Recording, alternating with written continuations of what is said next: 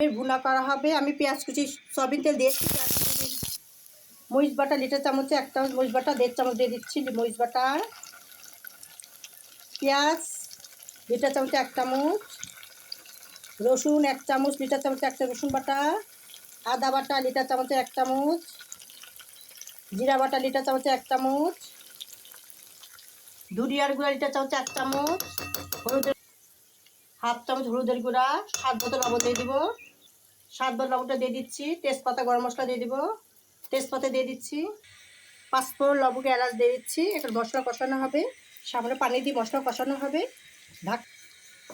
মশলা কষাচ্ছি, ঢাকনা দিকে ঢেকে দেবো। 2 মিনিট পর আবার ঢাকনা খুলে আবার মশলা কষানো হবে।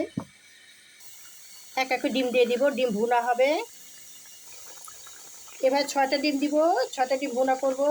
4টা দিয়েছি আর 2টা দিব, 6টা ডিম ভুনা করা হবে। আরেকটা দিব, 5টা দিয়েছি, আরেকটা দিয়ে দিব। এভাবে 6টা ডিম দিয়েছি। মশলা কষানো হয়ে গেছে, মরিচ দিয়ে দিচ্ছি, গরম মশলা, জিরা, ধনি ভাজা আছে সেটা দিয়ে দিব, খেতে আরও ভালো লাগবে। পানি শুকিয়ে গেলে নামিয়ে ফেলবো। পেঁয়াজের বেরেস্তা দিয়ে দিচ্ছি, খেতে আরও ভালো লাগবে। রেসিপিটা কমপ্লিট হয়ে গেছে। ডিম ভুনা যারা দেখছেন, আমরা নতুন ইউজার, যদি রেসিপিটা ভালো লেগে থাকে অবশ্যই আমাদের লাইক কমেন্ট করবেন, আমাদের পাশে থাকবেন। আপনাদের কাছে আন্তরিক শুভেচ্ছা ভালোবাসা রইল।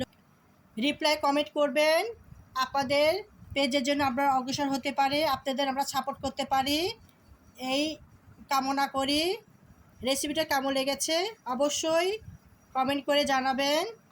আল্লাহ হাফেজ। ডিম ভুনা।